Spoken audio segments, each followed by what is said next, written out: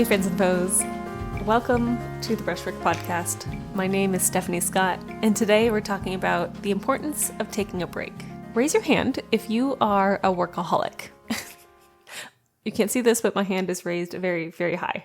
I work all the time. When you're an artist, your work is a full-time job constantly. It's constantly on your mind. You are thinking about your paintings, you're thinking about your social media work, you're thinking about how to make a sale, and you're thinking about your newest collectors. It's ongoing and it's never ending. Recently, all this work I've been doing has been coming to a head in my life. I had a moment where I was planning a day off, and I planned in the morning to meet a friend, and in the afternoon I was going to go to a market and look at like indie artists that are around making cool crafts and things. And as I was writing down this list of this day off that I was going to have, I caught myself being like, oh, well, I have an extra hour here. Maybe I can edit some Instagram photos. Or I have 2 hours here. That's absolutely enough time to get some painting work done. And I caught myself thinking like that, and I was like, wait, that's not a day off. That's just fun things sprinkled in with work. And I thought to myself, I thought, Stephanie, we have to change how we're thinking. We have to change the whole system of how I approach rest and relaxation. So today we're talking about why rest is important for an artist and how it's almost equally as important as the work. Earlier this year, I took a month-long vacation to Italy with my boyfriend. We went to Florence and we stayed there for the entire month. I went on this trip with the intention of not doing any artwork. None. Zero. And yet, when I was on the plane over the ocean, I was thinking, it'd be so cool to start a podcast. If you're wondering where Stephanie got her idea to make a podcast, it was on the airplane on my way to have a vacation. I was like, oh man, I should start a podcast. It'd be cool. I wrote down like 60 ideas of things I could talk about, learning how to rest being one of them.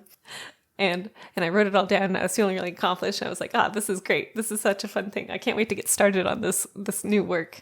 And then I was like, no, I'm about to start vacation. Maybe I should chill out. Can you relate?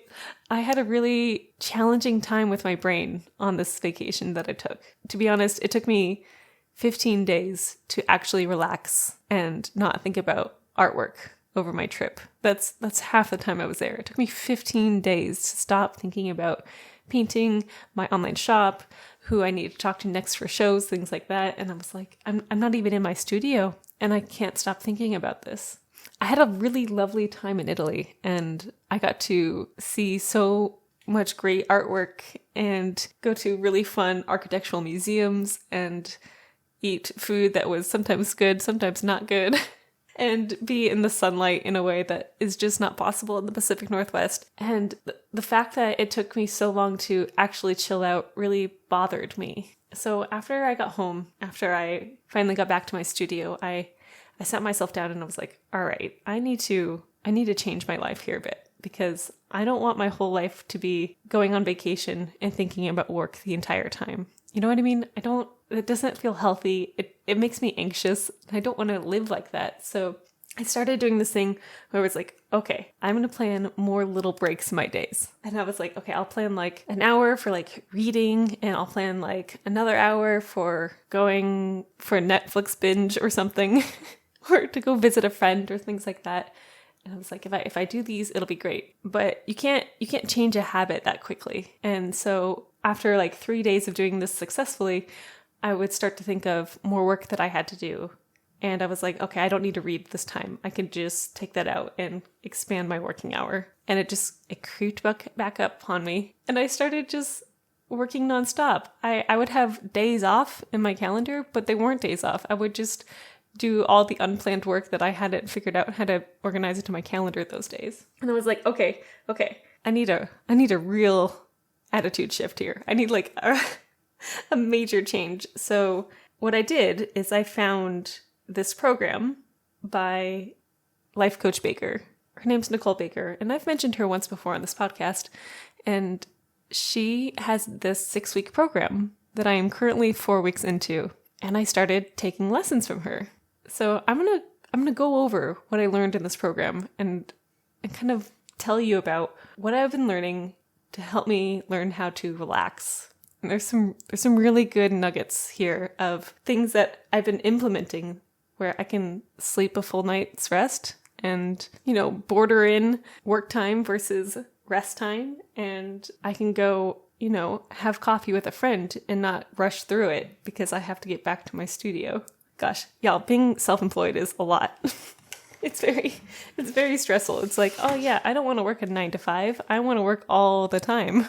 How fun. All right. So in this program, it's called Get Productive. And you're thinking, Stephanie, you're taking a class called Get Productive in order to get more relaxed. And I'm going to tell you, yes, I did. And yes, I am currently doing it. And this is great.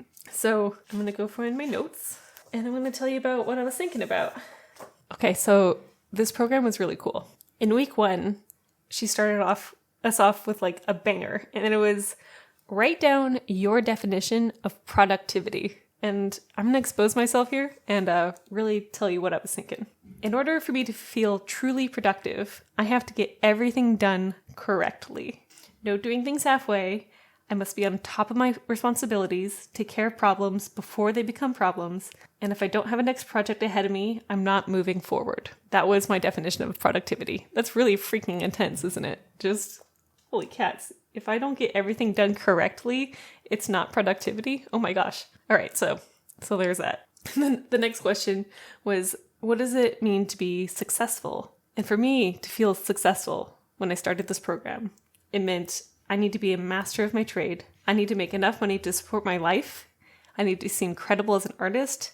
And I need to impress the people I respect. On a scale of 1 to 10, how difficult have I made it for myself to feel really actually productive or successful? And we're going to call that a 10 out of 10. Just top tier, almost impossible to do. Actually impossible to do. Let's clarify that. Actually impossible to succeed. And that's where I started the program. When I felt like the lowest point in my relationship with rest, I had looked at my day ahead of me and I was like, oh, I have really fun things in this day. I get to meet with a friend. I get to paint on Twitch. I get to have dinner with my boyfriend. I get to go on a walk and listen to a new podcast that I've been wanting to listen to. And I looked at that day and I just felt like I have to get through it. I have to get through the day. And I was like, I'm feeling like I have to get through my day for a really fun day that I had planned.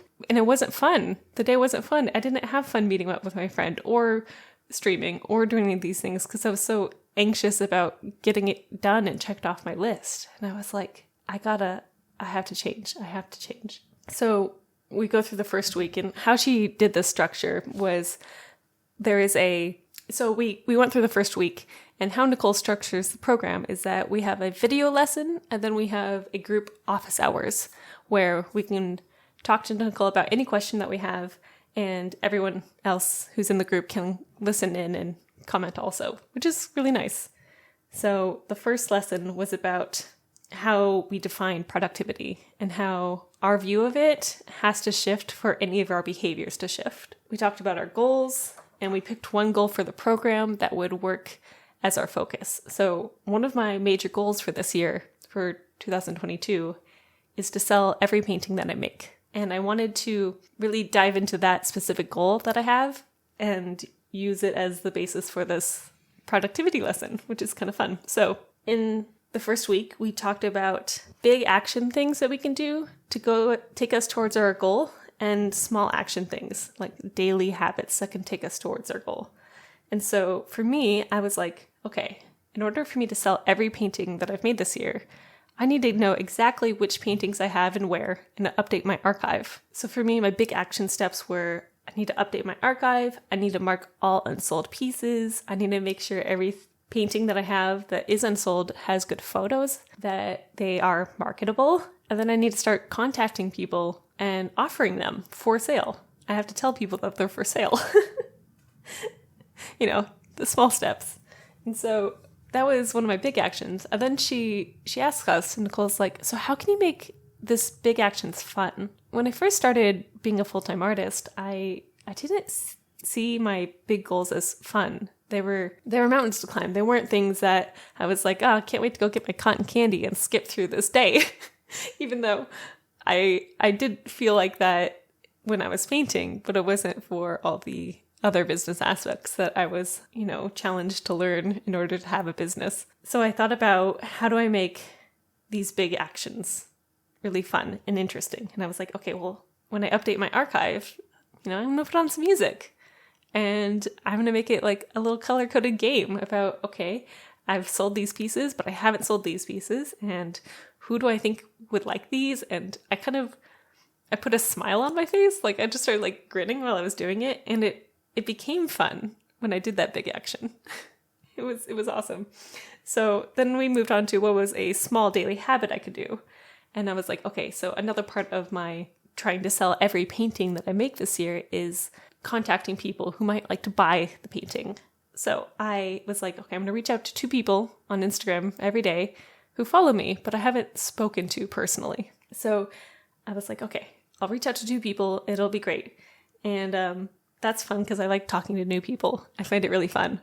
And I'm like, I want to learn about them and I want to talk about their, cute cat pictures they post on the gram or whatever. And that would be that. And then the third thing she asked us to do was to set a new mindset and create a new mantra of something we could say to ourselves to help bring us back into a calm and, more positive behavior towards the work that we have to do. So it doesn't feel so heavy. So some of the mindsets I came up with were, I don't chase, I attract.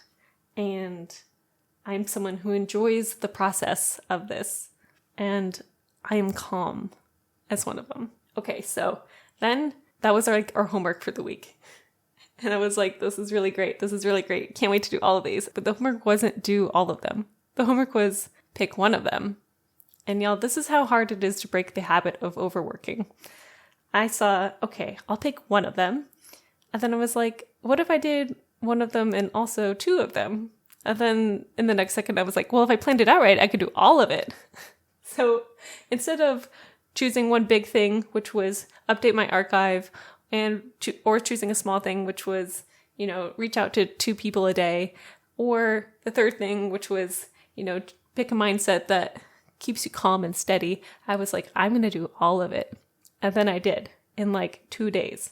And when I was doing this was a couple weeks ago, this was also the day I was launching this podcast. So I was doing my big action. I was updating the archive.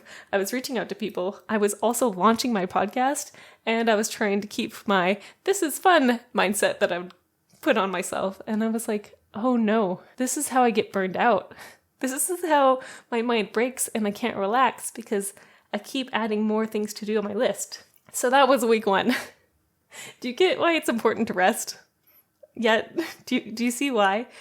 If you don't rest and make that the priority, you start getting into these brain habits of the addiction to work. It's so much. So, okay, week 1 happened and I was like, all right, I gotta go to the office hours and I gotta tell Nicole about this. And Nicole was like, okay, Stephanie, well, maybe instead of doing everything, we pick one thing to do. And the one thing is the mindset. And she's like, the mindset you picked wasn't working for you. You need to pick something else. And so I decided to choose I'm calm. And what's really amazing about Nicole Baker and the thing she's teaching me was that when you say I am calm, you cannot be like, I am calm, and your ears are up to your shoulder and you're like buzzing. You have to be like, we take a deep breath. I am calm. You have to say things with intention like that. Otherwise, are you going to believe me if I'm saying, I'm calm? And I'm buzzing with like anxious energy? No, you're not going to believe me and I'm not going to believe me. So we say, I'm calm, and then we move on. I'm not going to go through every single week of this program because I think you should do this program if it ever comes up again. But the next couple of weeks, we talked about flow and how to get into it and how to use it. For those who are unfamiliar, flow is a moment of intense focus that feels like you're breathing. It feels really natural, and it's easy to get into if you relax. We talked about the flow state. We talked about more things that we had to do that week and how we were going to organize it. We talked about eliminating distractions for when you're trying to focus, and then eliminating distractions when you're trying to relax. And then in the week after that, I had my biggest breakthrough. Do you ever find a task and you're like, okay, I could do this in a single sitting? And so you write it down on your to-do list and you're like, okay, I need to, for example, my example, what I wrote down was I need to send out a price sheet for print sizes to a new client that I have. And so I wrote that as my daily to-do list. And what Nicole taught me is that you need to break down things into all of their steps. Because for me, the truth was send the price list of prints to my new client.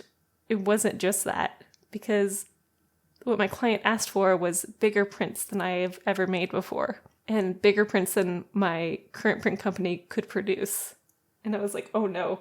So for me, it wasn't just send off the price sheet. It was research a new printer, compare the prices, compare the quality, see what my colleagues were using, what companies they were using, and then make up the price sheet and then send it out. That's a 7-step process that would take, probably 4 hours worth of work or more. I also had to order samples, so that's an 8-step process that would take, over the course of 2 weeks, a couple of hours. And I had written it down as one task for my day.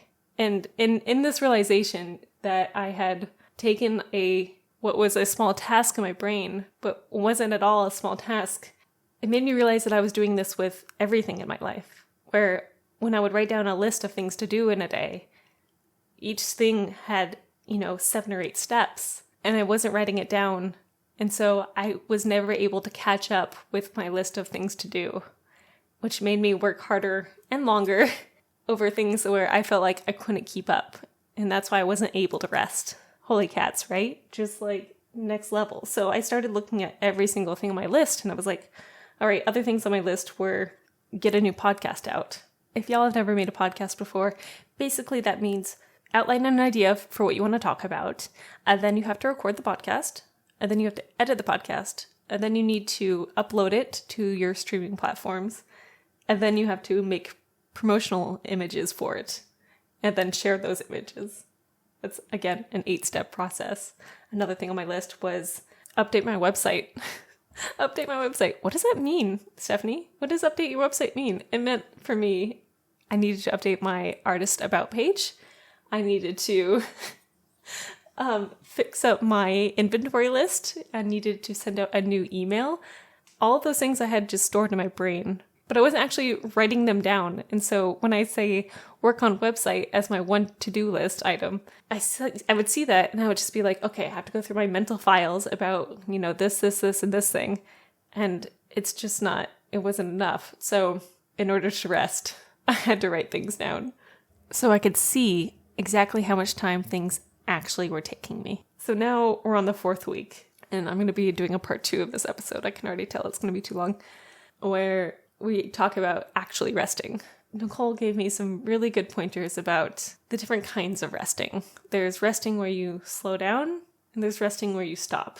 And when you rest to slow down, when you rest to simply take a small break, that can mean, gardening.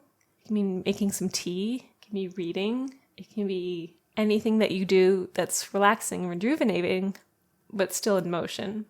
And then there's stopping resting, which is taking a nap, binging Netflix, just not doing anything at all, just sitting still and meditating. That's a great one. And I was like, okay, how do I plan these in my day? How do I plan something? So now I'm trying something new. I have written out everything that I want to get done this week, and I've broken it down into as many one-sitting tasks as I can. I've planned out my week, and the first thing I wrote down on my calendar for this week is the times I have to rest. One thing I noticed when I came back from Italy, after I had been away from my painting studio for 4 weeks, is that I did feel rejuvenated. I did feel good about myself. I had more energy. I had a lot of inspiration from all the things I was looking at. And I thought to myself, how do I capture this in my daily life? I don't want to have to take a month-long trip in order to feel like I have an unbridled, endless amount of energy. Back when I was an athlete, I learned a system of recovering while in motion. Runners will often do this, but I was an equestrian where you learn how to recover your breathing while you're still going, which allows you to run longer and continue to perform your goal. When you have moments of resting in your life, in your workday, you're able to recover while you're going. It makes your art better. It makes you more productive. It makes you happier to do the work. And it's so good for your mind to chill. The part of the reason why I'm recording this episode specifically is because I need this reminder about why it's important to rest. So new changes I've made into my life are this. If I ever have a moment where I have to cancel a painting stream on Twitch, instead of moving it to the next day, it's just canceled. I'm not making it up. I'm not going to do it later and cram more into the rest of my week, If I have to cancel something, we're not rescheduling. It's simply canceled, and we're continuing on through our day as we need to. I need to rest every single day. Every day there needs to be a moment of retreat, a moment of reflection, and I've now scheduled that into my calendar. I also get really focused when it comes to my administrative work, emails and websites and the like. So now I set a timer for 30 minutes or an hour, depending on what the task needs. And when the timer goes off, I've got a couple minutes to finish whatever task I'm doing, and then I'm done. I can go back to it another day, but that's when I have to stop. Having this new set of boundaries and rules to guide my life by is giving me room to breathe. It's giving me room to find new sources of inspiration. It's giving me more quality time with my partner. It's allowing me to take classes like this. So I've got 2 more weeks left in this program, and I'm really looking forward to coming back and doing a second podcast about this topic. 1, to review the rest of the program, but 2, to give y'all an update on how my new systems are affecting my life. I've got 3 things I've added in. I've got the timer, I've got scheduling things out, making sure I get all of my one sitting tasks actually written down, and I'm excited to see results. I know there will be some, because even in the last 2 days of really implementing all of this, I feel more relaxed. I feel like I've got more brain space, and that's such a great feeling. So if you are interested in hearing more, stay tuned for next week, where I go over why rest is important, part 2. Thank you so much for listening to Brushwork Podcast. My name is Stephanie Scott. You can find me at stephaniescott.art on Instagram. That's also my website. Or you can find the podcast at Brushwork Pod over on Instagram as well. Thanks for listening, and make good choices, everyone. Bye.